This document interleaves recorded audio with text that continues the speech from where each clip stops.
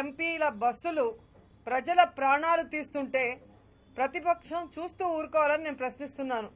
గతంలో కేసినేని గారి ట్రావెల్స్ కానీ, నిన్న మరి ఏ విధంగా అయితే దివాకర్ ట్రావెల్స్ కానీ జనం ప్రాణాలు తీస్తే ఆ సంఘటన స్థలానికి వెళ్లడం కూడా తప్పు అన్న విధంగా అధికారులు ప్రవర్తించడం చాలా బాధాకరం.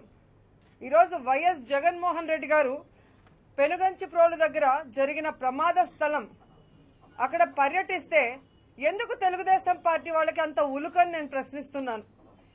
ఈరోజు ప్రతిపక్ష నేత పర్యటనకు వస్తున్నాడని తెలియగానే టీడీపీ నేతలు ఏ విధంగా తమ కార్యకర్తల్ని అక్కడికి పంపించి అక్కడ ఉద్రిక్తతను మరి క్రియేట్ చేశారో మనం కళ్ళారా చూస్తున్నాం.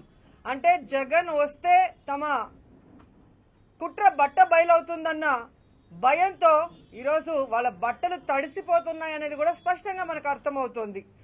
నేను ఒకటే ప్రశ్నిస్తున్నాను తెలుగుదేశం పార్టీ వాళ్ళని, చంద్రబాబు నాయుడు గారు ప్రతిపక్షంలో ఉన్నప్పుడు ఈ రాష్ట్రంలో ఎక్కడ ఏది జరిగినా పర్యటించలేదా? బాధితుల్ని పరామర్శించలేదా? ఆయన పర్యటించినప్పుడు అప్పుడున్న పార్టీలు ఏవైనా ఆయనకి వ్యతిరేకంగా నినాదాలు చేశాయా అని నేను అడుగుతున్నాను. అలాంటప్పుడు మరి జగన్ గారికి ఒక ప్రతిపక్ష నాయకుడిగా, ఒక బాధ్యత కలిగిన పౌరుడిగా తన రాష్ట్ర ప్రజలకి ఒక ప్రమాదం జరిగినప్పుడు ఆ కుటుంబాలకి అండగా ఆయన అక్కడికి వస్తే తప్పేంటి అని నేను ప్రశ్నిస్తున్నాను. ఎక్కడ తన పాత్ర వరకు చెయ్యాలో, ఏది గైడ్ చేయాలో అంత మాత్రమే చేశారు. ఆ విధంగా ఈరోజు నేను గైనకాలజిస్టుగా ఒక సేఫ్ ఫార్మా ఇండస్ట్రీలో 300 మంది వర్కర్స్కి ఒక మేనేజింగ్ డైరెక్టర్గా ఉండగలుగుతున్నాను అంటే అది మా నాన్నగారు ఇచ్చినటువంటి భిక్ష.